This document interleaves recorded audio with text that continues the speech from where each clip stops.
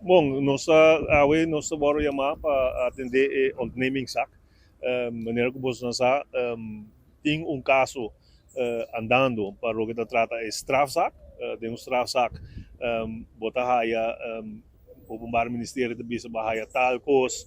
tal regalo, e nanta koppelen zaak na bedrag. Anto,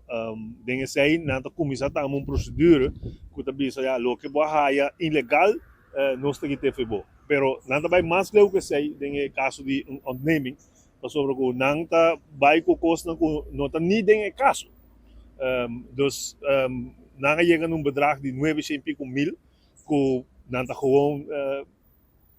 kies lo que nanta quiere ko nang pobisa ko nanta haya ko saki ta ilegal haya pero nano po prueba de unda e placa a que bem supuestamente. Então, lo que nós bisa nanta kutende si mira ku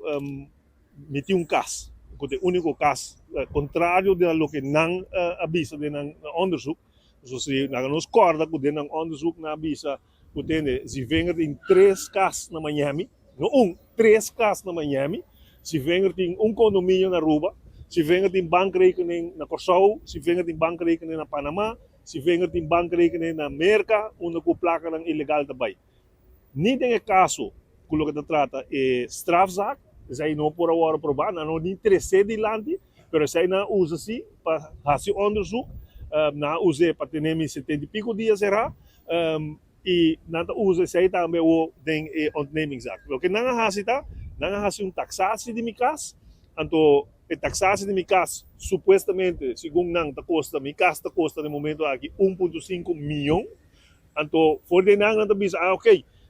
900,000 lo abini di source unanot mo bisa king adunami e placa pero é ilegal awo ami a prueba nang kutende miti hipoteca 600,000 furing minha haya na salários como parlamentário e ministro 3,5 milhão florim minha haya na entrada nang de outro brono nang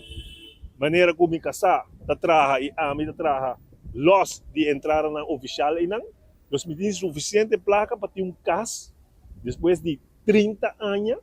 que tem guarda de 1,5 milhão, guarda, sem notar lo que ela costa para sobrar a mim me traga mi casa, não por abaixo na tua vizinha não por abaixo na tua amigo não que publicava que te awe ainda me traga na mi casa, pero a trove essa aqui não tá vai over de que não sa que lo que não tá curva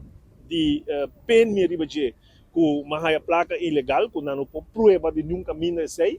eta buy over de persecução político.